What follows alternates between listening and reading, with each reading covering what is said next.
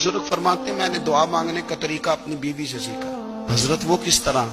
फरमाने लगे मेरी बीवी ने ना मुझे कोई काम बताया, कुछ पैसों की जरूरत के लिए कहा, तो मैंने उसे कहा कि भाई अभी मेरे पास नहीं है, कुछ दिनों में आते हैं तो मैं दे दूंगा। औरतों की आदत होती है, वो बार बार याद कराती हैं। 2-4 दिनों के बाद फिर उसने कहा हजरत वो मैंने कहा था कुछ पैसे, मैंने उसे कहा कि अभी मेरे पास नहीं है, कुछ दिनों में मिलते हैं तो मैं तुम्हें दे दूंगा। उसने कुछ दिनों के बाद फिर कहा हुजूर वो मैंने कुछ पैसे कहे थे। फरमाते मैंने डांट दिया, मैंने कहा कि क्या तू रोज मुझे शर्मिंदा करती है, कहा ना मेरे पास नहीं है, होंगे तो दे दूंगा, तू रोज याद कराती है।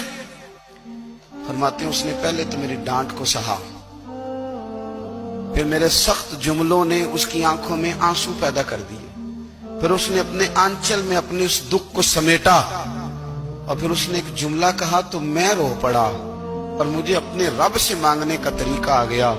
मुझे कहने लगी हजरत जी आपने डांट दिया, मैंने सह लिया, पर आप ही मेरे शौहर हैं, बताएं ना, आपसे न कहूं तो मैं किस से जाके कहूं। फरमाते हैं मैं रो पड़ा और मैं खुल के रोया और मैं तड़प के रोया और फिर मेरी सिसकियां बंद गईं। तो मुझे कहने लगी आपको क्या हुआ?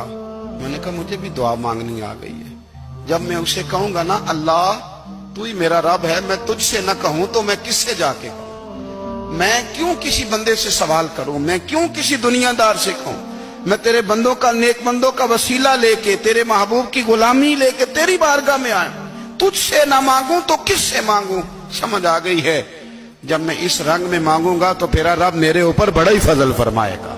अल्लाह